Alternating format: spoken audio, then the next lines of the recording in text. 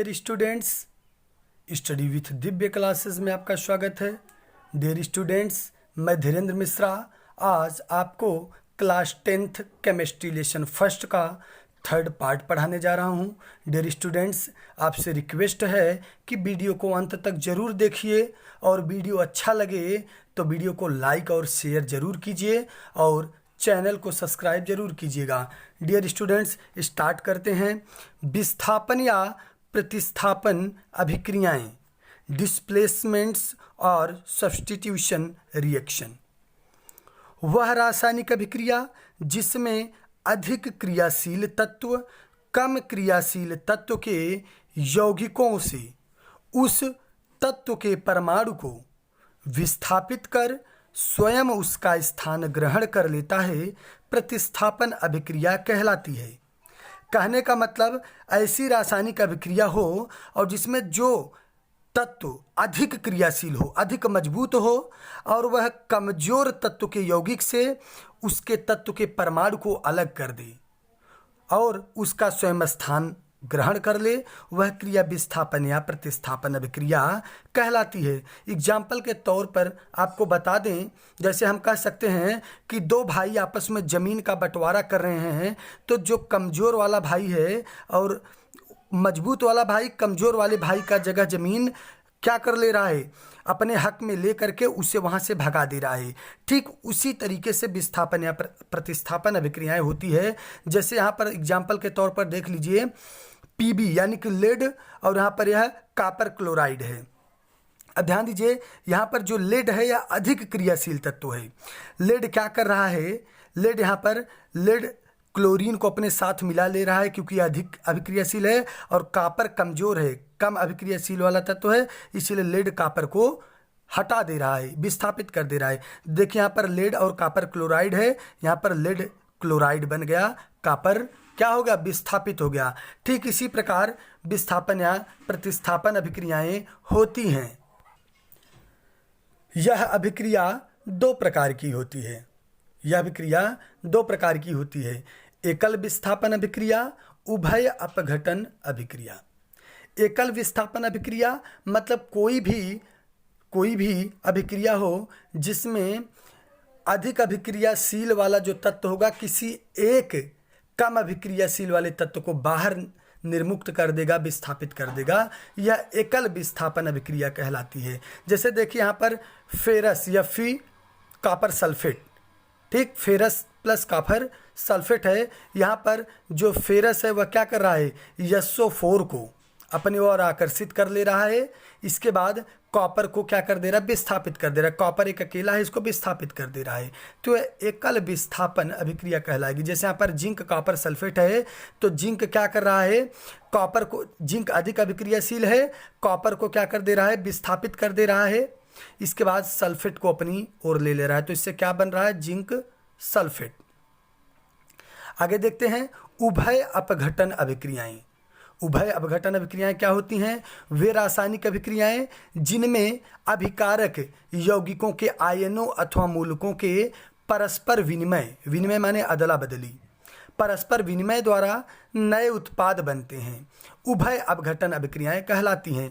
जैसे हम ये कह सकते हैं कि दो या दो से अधिक पदार्थ तत्व दिए हों, एक पदार्थ दूसरे को अपने साथ मिला ले, दूसरा पदार्थ तीसरे को अपने साथ मिला दें, इस प्रकार अलग अलग पदार्थ का निर्माण हो जाए, यह क्रिया उभय अपघटन अभिक्रियाएं कहलाती है। और उभय अपघटन अभिक्रियाओं को द्विविस्थापन अभिक्रिया भी कहा जाता है।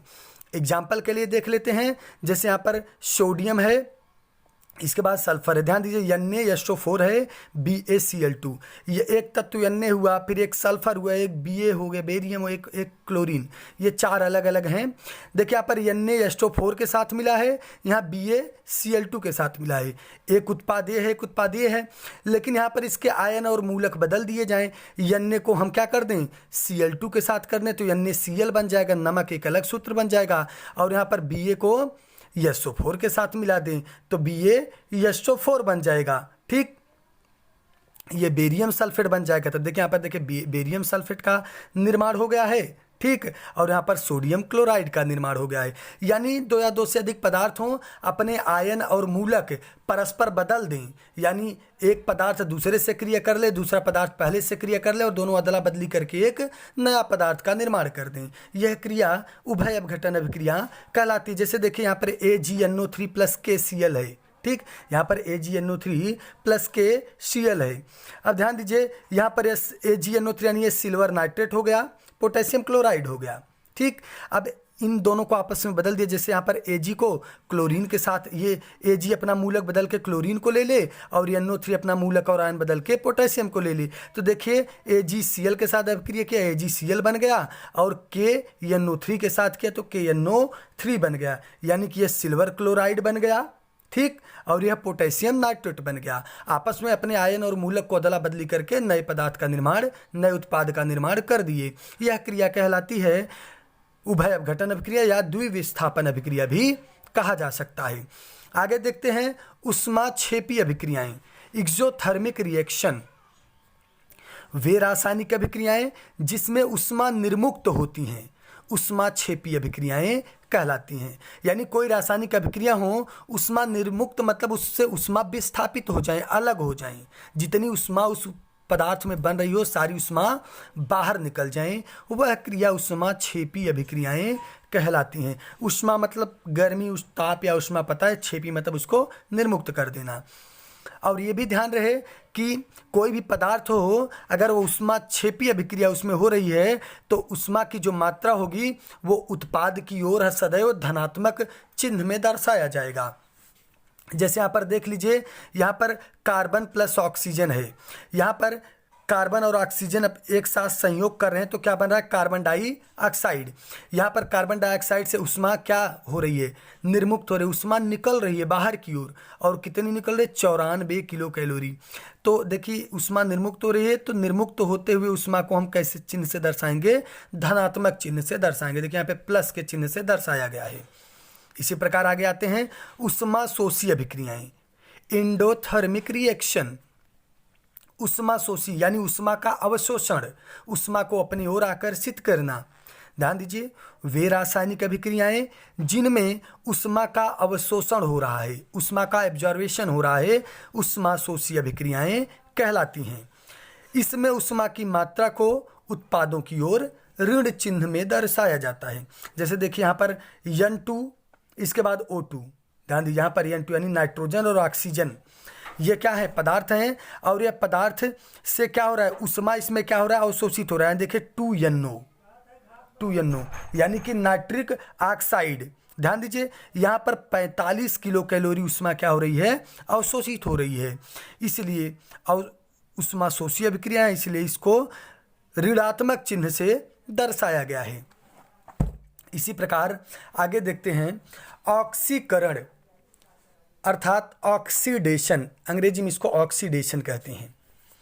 वह अभिक्रिया जिसमें किसी परमाणु, अणु या आयन से इलेक्ट्रॉन अलग हो जाते हैं, ऑक्सीकरण अभिक्रिया कहलाती है। यानी कोई भी अभिक्रिया हो रही हो और उस अभिक्रियाओं में जो परमाणु हो, उसके अणु हो, आयन हो, उन सभी आयनों से, परमाणुओं से, अणुओं से इलेक्ट्रॉन जो होते हैं वो अलग हो जा रहे हैं, विस्थापित हो जा रहे हैं, तो यह क्रिया क्या कहलाएगी, ऑक्सीकरण अभिक्रिया कहलाएगी। हम ये भी कह सकते हैं कि किसी भी पदार्थ में अगर ऑक्सीजन का योग हो रहा है, अर्थात किसी भी पदार्थ में ऑक्सीजन जुड़ रहा है, ठीक, या किसी पदार्थ, ऐसे भी कह सकते हैं किसी पदार्थ से हाइड्रोजन अलग हो रहे हैं, पृथक हो रहे हैं, यह क्रिया ऑक्सीकरण अभिक्रिया कहलाती है। जैसे MnO2 + 4HCl, देखिए यहाँ पर MnCl2 को ले रहा है, इसके बाद Cl2 अलग हो जा रहा है +2H2O। ये भी ध्यान रहे ऑक्सीकरण को उपचयन भी कहा जाता है, ऑक्सीकरण को उपचयन के नाम से भी जाना जाता है। देखिए ऑक्सीकरण के बारे में सबसे ज़्यादा पूछा जाता है, ये परिभाषा तो आपको पता ही होना चाहिए, लेकिन आप ये भी जान लीजिए कि ऑक्सीकरण वह प्रक्रिया है जिसमें ऑक्सीजन का योग हो, ऑक्सीजन जुड़े और हाइड्रोजन अलग हो जाए, उससे पृथक हो जाए, वह क्रिया भी ऑक्सीकरण कहलाती है। ऐसे भी हम इसको पढ़ सकते हैं, बता सकते हैं। आगे आते हैं अपचयन। अपचयन, इसको अंग्रेजी में रिडक्शन कहते हैं। वह अभिक्रिया जिसमें कोई परमाणु, अणु या आयन इलेक्ट्रॉनों को ग्रहण करे। देखिए, ऑक्सीकरण में इलेक्ट्रॉन क्या करते थे? अलग कर देते थे, त्याग देते थे। लेकिन अपचयन में क्या होता है? वह अभिक्रिया जिसमें कोई परमाणु, अणु या आयन इलेक्ट्रॉनों को ग्रहण कर ली, अपने अंदर समाहित कर ली, और वह अभिक्रिया क्या होती है? अपचयन अभिक्रिया कहलाती है। अर्थात हम कह सकते हैं उसमें इलेक्ट्रॉनों की वृद्धि होगी। अगर इलेक्ट्रॉन वह ग्रहण करेगा तो इलेक्ट्रॉन की वृद्धि होगी। यह क्रिया अपचयन अभिक्रिया कहलाती है। जैसे CuCl2 + Cu एरो 2CuCl या ZnO + C Zn + CO। आगे देखते हैं। और अपचयन को हम यह भी कह सकते हैं, जैसे जो हमारा अपचयन है, अपचयन में यह भी कह सकते हैं कि यह ऐसी प्रक्रिया है अपचयन जिसमें किसी पदार्थ में हाइड्रोजन का योग होता है और ऑक्सीजन अलग होता है। जस्ट ऑक्सीकरण का उल्टा। इसमें क्या होता था? इसमें मैंने बताया था कि जो ऑक्सीजन होता था, ऑक्सीजन योग होता है और हाइड्रोजन अलग होता है, लेकिन इसमें हाइड्रोजन का योग होगा और ऑक्सीजन अलग हो जाएगा। जस्ट ऑक्सीकरण का उल्टा अपचयन हो जाता है। आइए आगे चलते हैं।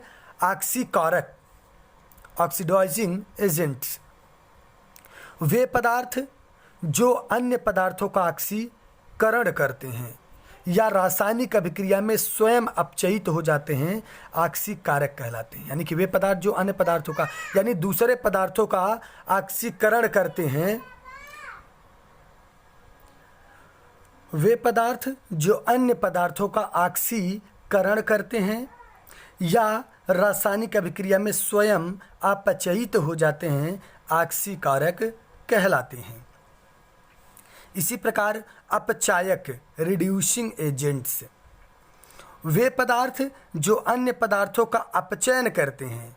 यहाँ देखिए, वे पदार्थ जो अन्य पदार्थों का ऑक्सीकरण करते थे, यहाँ पर वे पदार्थ जो अन्य पदार्थों का अपचयन करते हैं एवं रासायनिक अभिक्रिया में स्वयं ऑक्सीकृत हो जाते हैं, अपचायक कहलाते हैं। यानी ऑक्सीकारक में क्या होगा? यह अन्य पदार्थों का ऑक्सीकरण करेगा और स्वयं अपचयित हो जाएगा, और अपचायक में यह अन्य पदार्थों का अपचयन करेगा और स्वयं ऑक्सीकृत हो जाएगा। दोनों एक दूसरे से केवल मिलते जुलते हैं, एक दूसरे के अपोजिशन में कार्य करते हैं। यह क्रिया अपचायक यानी कि रिड्यूसिंग एजेंट्स कहलाती है।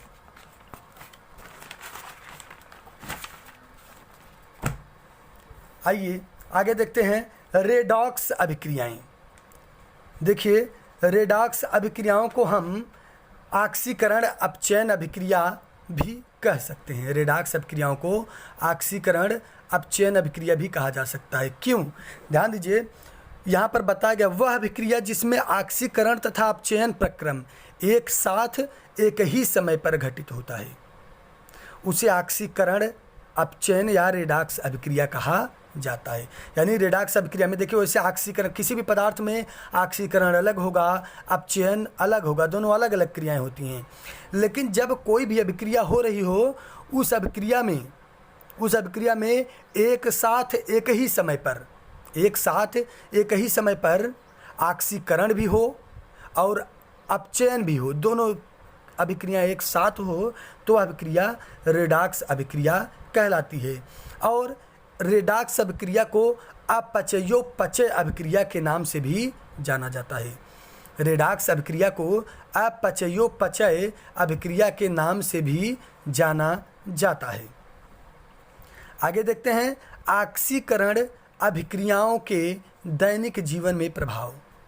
ऑक्सीकरण अभिक्रियाओं के दैनिक जीवन में प्रभाव, यानी कि दैनिक जीवन में ऑक्सीकरण अभिक्रियाओं से क्या प्रभाव है। तो ध्यान दीजिए, ऑक्सीकरण अभिक्रियाओं से दैनिक जीवन में जो प्रभाव पड़ता है वो क्या होता है? संक्षारण, कोरोशन।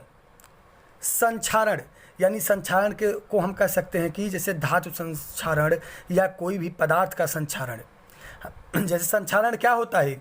एक ऐसी अभिक्रिया है जिसमें वायु या नम, जैसे कोई एक ऐसी अभिक्रिया जिसमें ऑक्सीजन हो, वायु हो, नम हो, और इनकी उपस्थिति में कोई भी पदार्थ हो, कोई भी धातु हो उसमें धीरे धीरे धीरे धीरे क्षरण होना प्रारंभ हो जाए, यह अभिक्रिया क्या कहलाती है?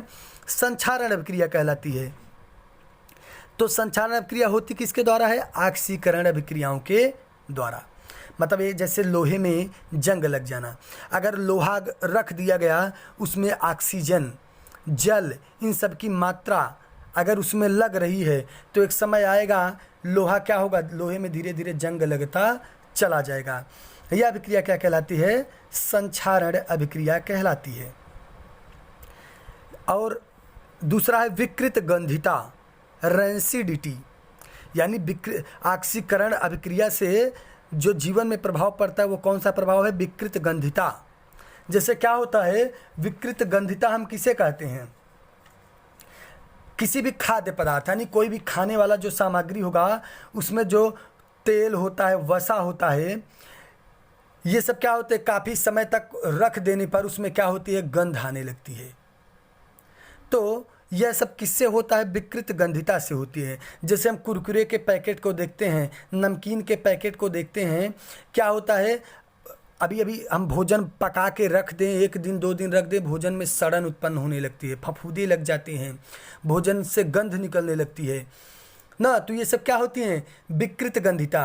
और उसी भोजन या जैसे कुरकुरे, चिप्स, इन सभी चीज़ों को अगर हम बचाना चाहते हैं, विकृत गंधिता से बचाना चाहते हैं, तो हम क्या करते हैं?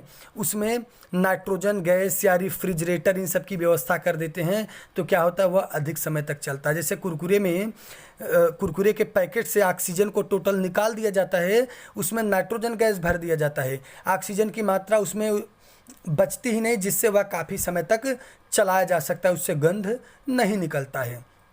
तो ये होते हैं विकृत गंधिता से बचाने के उपाय, जैसे ऑक्सीजन की मात्रा को वहाँ से अलग कर दिया जाए। इसी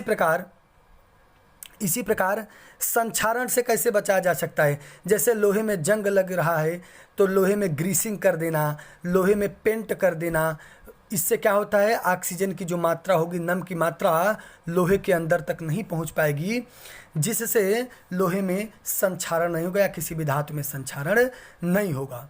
धन्यवाद मित्रों, आज केमिस्ट्री का पहला लेसन समाप्त हुआ। उम्मीद करता हूँ मित्रों आप लोगों को ज़रूर समझ में आया होगा, और जहाँ पर परेशानी हो कमेंट करके हमें ज़रूर बताइएगा।